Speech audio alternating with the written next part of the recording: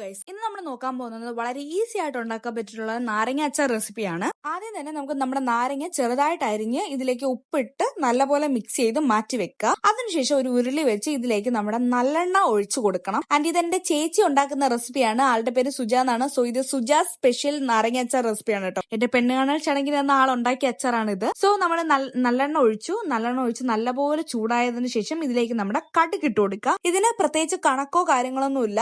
നമ്മൾ ഒരു ഐബോളിംഗ് ചെയ്തിട്ടാണ് ചെയ്യുന്നത്. സോ നിങ്ങൾക്ക് റെസിപ്പി നമ്മൾ പറഞ്ഞു തരും. ബാക്കി ക്വാണ്ടിറ്റിയും കാര്യങ്ങളൊക്കെ നിങ്ങളുടെ ഇഷ്ടത്തിന് ഇടുക. അതിനുശേഷം ഇതിലേക്ക് നമ്മുടെ കറിവേപ്പില ഇട്ട് കൊടുക്കുക. കറിവേപ്പില ഒന്ന് മൂത്ത് ഒരു മണം മാറി വരുന്ന സമയത്ത് നമുക്ക് ഇതിലേക്ക് ഉലുവ ഇട്ട് കൊടുക്കാം. ഉലുവയും ഇതൊന്ന് മൂത്ത് ആ ഒരു ഉലുവ മണമൊക്കെ മാറുന്ന സമയത്ത് നമുക്ക് കുറച്ച് ഇഞ്ചിയും വെളുത്തുള്ളിയൊക്കെ അരിഞ്ഞ് ഇതിലേക്ക് ആഡ് ചെയ്ത് കൊടുക്കണം. അത്യാവശ്യം ക്വാണ്ടിറ്റിയിൽ തന്നെ എടുക്കുന്നതായിരിക്കും നല്ലത് കേട്ടോ. എന്നിട്ട് നമ്മൾ ഇതിലേക്ക് ഇട്ട് കൊടുക്കുക. ആൻഡ് ഇതിന്റെ കൂടെ തന്നെ നമ്മൾ വറ്റൽമുളകും കൂടെ ഇട്ട് കൊടുക്കുന്നുണ്ട്. ആൻഡ് എല്ലാം കൂടെ നല്ലപോലെ മിക്സ് ചെയ്ത് ആ ഒരു എന്താ പറയാ പച്ചമണം മാറി വരുന്നത് വരയ്ക്കും നല്ലപോലെ ഇളക്കി മൂപ്പിച്ചെടുക്കണം കേട്ടോ. അത് മൂത്ത് വരുന്ന സമയം കൊണ്ട് നമുക്ക് ഇതിൽ ആഡ് ചെയ്യാനുള്ള പൊടികൾ റെഡിയാക്കാം. ഇതിൽ നമ്മൾ 2 തരം മുളക് പൊടി എടുത്തിട്ടുണ്ട്. കാശ്മീരി ചില്ലി പൗഡർ എടുത്തിട്ടുണ്ട്. നമ്മുടെ എരിവിനുള്ള മുളക് പൊടി എടുത്തിട്ടുണ്ട്. കാശ്മീരി ചില്ലി പൗഡർ നമ്മൾ കളറിന് വേണ്ടിയിട്ട് കുറച്ച് അധികം എടുത്തിട്ടുണ്ട് കേട്ടോ. എന്നിട്ട് ഇതിലേക്ക് നമ്മുടെ കായപ്പൊടിയും കൂടെ ഇട്ട് ഈ മൂത്ത് വന്ന കൂട്ടിലേക്ക് നമ്മളിത് ആഡ് ചെയ്ത് കൊടുക്കുക. എന്നിട്ട് ആ ഒരു മുളക് പൊടിയിലേക്ക് ഒരു പച്ചമണം മാറി വരുന്നത് വരയ്ക്കും നല്ലപോലെ ഇളക്കി യോജിപ്പിക്കുക. ആൻഡ് ഇതിലേക്ക് നമ്മൾ ശർക്കര ഇട്ട് കൊടുക്കുക. ശർക്കര നമുക്ക് ഉരുക്കിയിട്ട്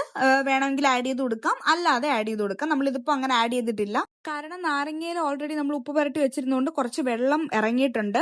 ആ വെള്ളം മതിയാവും നമ്മുടെ ഈ ശർക്കര മെൽറ്റ് ആവാനായിട്ട്. അത് മാത്രമല്ല നമുക്ക് ഉരുക്കാനായിട്ടുള്ള ശർക്കര ഉണ്ടായിരുന്നില്ല. നമ്മളിപ്പോ ആഡ് ചെയ്തപ്പോ കണ്ടില്ലേ, കുറച്ച് ശർക്കര ഉണ്ടായിരുന്നുള്ളൂ. സോ ഇതിന്റെ കൂടെ തന്നെ അതങ്ങ് മെൽറ്റ് ആയി പൊക്കോളും. അങ്ങനെ നമ്മൾ നാരങ്ങയും ഇതിലേക്ക് ആഡ് ചെയ്തു. അതിനുശേഷം നല്ലപോലെ മിക്സ് ചെയ്ത് കൊടുക്കുകയാണ്. നല്ലപോലെ മിക്സ് ചെയ്യണം കേട്ടോ. എല്ലാ നാരങ്ങയിലും നമ്മുടെ ഈ കൂട്ട് മിക്സായി എല്ലാം പിടിക്കണം. ആ രീതിക്ക് നമ്മൾ മിക്സ് ചെയ്ത് കൊടുക്കുക. എന്നിട്ട് കുറച്ചു നേരം നല്ലപോലെ തിളപ്പിക്കാൻ വെക്കുക.